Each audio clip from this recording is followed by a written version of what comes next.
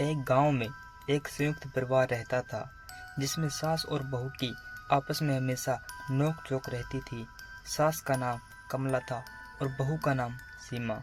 कमला को लगता था कि सीमा ठीक से घर का काम नहीं करती है, जबकि सीमा को लगता था कि सास हमेशा उसे तंग करने का कोई न कोई बहाना ढूंढती रहती है। एक दिन सीमा ने सोचा कि अब बहुत हो गया। वह हमेशा अपने सास की शिकायतों से परेशान रहती थी, तो उसने अपने पति से कहा, मुझे अलग घर चाहिए, मैं और नहीं रह सकती इस घर में। लेकिन उसका पति अपनी माँ को नहीं छोड़ सकता था और उसने सीमा को समझाने की कोशिश की कि संयुक्त परिवार में ऐसे छोटे मोटे झगड़े होते रहते हैं। हालांकि सीमा का गुस्सा बढ़ता गया और सास बहू की लड़ाई अब दिन रात की बात हो गई।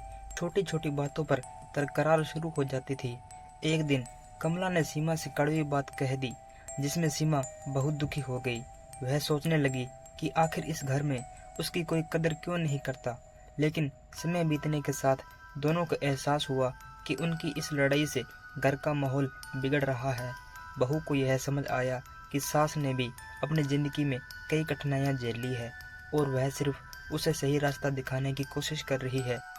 वहीं सास को भी समझ आया कि सीमा अपने तरीके से घर संभालने की कोशिश कर रही है और उसे थोड़ी छूट देनी चाहिए। एक दिन सास और बहू ने बैठकर खुलकर बात की। उन्होंने अपने दिल की सारी बातें एक दूसरे के सामने रखी और यह तय किया कि वे मिलकर इस घर को खुशहाल बनाएंगी।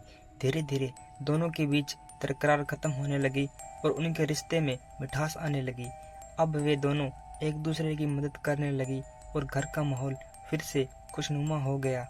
इस कहानी से हमें यह सीख मिलती है कि रिश्ते में तकरार हो सकती है, लेकिन संवाद और समझ से हर समस्या का समाधान निकाला जा सकता है। धन्यवाद।